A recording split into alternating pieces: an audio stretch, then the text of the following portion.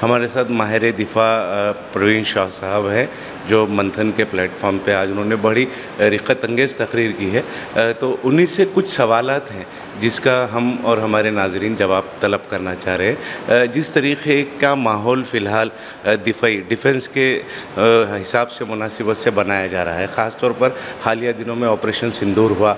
सिंदूर के मुतालिक वज़ीर आज़म नरेंद्र मोदी का एक स्टेटमेंट आया था सामने कि हमने जब हमारे जो पायलट्स हैं उनको हमने कहा था कि राडार में हम नहीं आएंगे, बादल हैं और हम बच के निकल जा सकते हैं। इस तरीक़े के बयान से जो आलमी सतह इंटरनेशनल लेवल पे जो है हमारा जो एक इमेज बनेगा, हिंदुस्तान का इमेज बनेगा, उसका क्या असर पड़ेगा? देखिए, जहाँ तक ऑपरेशन सिंदूर का ताल्लुक़ है, उसका क्या अंत हुआ है या क्या हुआ है उसका नतीजा, वो इस बात से आप लगा सकते हैं आइडिया कि आज जो पाकिस्तान है उसकी प्रोफाइल दुनिया में बढ़ गई है। अब जैसे कि पाकिस्तान के आर्मी चीफ़ थे फील्ड मार्शल आसिम मुनीर, वो 2 बार अमेरिकन प्रेसिडेंट से मिले, अभी एक बार लंच किया वाइट हाउस में, एक बार अपने प्राइम मिनिस्टर के साथ मिले। तो वो इसलिए हुआ क्योंकि अमेरिका ने और दुनिया ने उन्होंने ये नतीजा निकाला। देखिए, एक वो होता है जो हम सोचते हैं हमारा नतीजा क्या है, और एक ये होता है कि बाहर के लोग क्या सोचते हैं। तो बाहर के लोगों की सोच ये है, जो मुझे समझ में आई है, कि पाकिस्तान ने ऑपरेशन सिंदूर में काफ़ी अच्छा काम किया, जिसके कारण वो उनको वहाँ पर बुलाया गया, मिल रही है उन्हें, उनका वो जो है एक प्रोफाइल बढ़ गई है पाकिस्तान की, तो वो इसी के कारण हुआ है।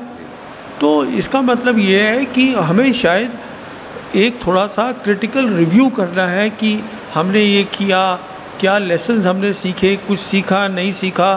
तो वो मेरे ख्याल में शायद हो नहीं पा रहा है अभी। जी, ये ठीक है, वो सबक नहीं सीख पाए हैं, ठीक है, मगर इस तरीक़े के बेतुकी बयानबाजियों से जो और इमेज हमारी उसके ऊपर तो हमारी इमेज पे तो आलमी सतह पे असर पड़ेगा। देखिए, आप जो प्रधानमंत्री की बात कर रहे हैं, इसमें 2 बातें हैं।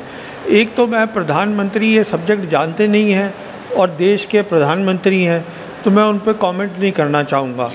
दूसरी बात ये है, जो आप बोल रहे हैं ये क्लाउड्स की, वो पहले हुआ था, वो अभी की बात नहीं है, वो 2019 की बात है जब वो अटैक हुआ था अलग। जी, पठानकोट। हाँ जी, वो अलग एक चीज़ है अभी। हाँ, वो एक अलग चीज़ है, ये अभी ऑपरेशन सिंदूर है।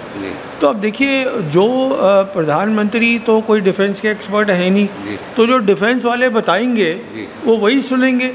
तो सवाल ये है कि क्या डिफेंस वालों ने प्रधानमंत्री को ये बताया, तो अब मुझे मालूम नहीं है, तो इसमें मैं क्या बता सकता हूँ। दूसरी चीज़ ये है कि जिस तरीके से एक ट्वीट मैंने कल पढ़ा मैंने, डोनाल्ड ट्रंप का जो ट्वीट है, 8 जो जहाज़ है हमारे वो मार गिराया है पाकिस्तान ने, मगर इस पर कभी भी कोई बात किसी प्लेटफॉर्म पर नहीं आई और न ये बात हमारे सामने भी आई है। देखिए, ये मुझे 8 का तो मालूम नहीं है, पर जो पाकिस्तान के प्रधानमंत्री हैं उन्होंने यूएन में ये बोला है कि हमने 7 गिराए थे जी, पर हमारी तरफ से उसका कोई रिएक्शन आया नहीं है।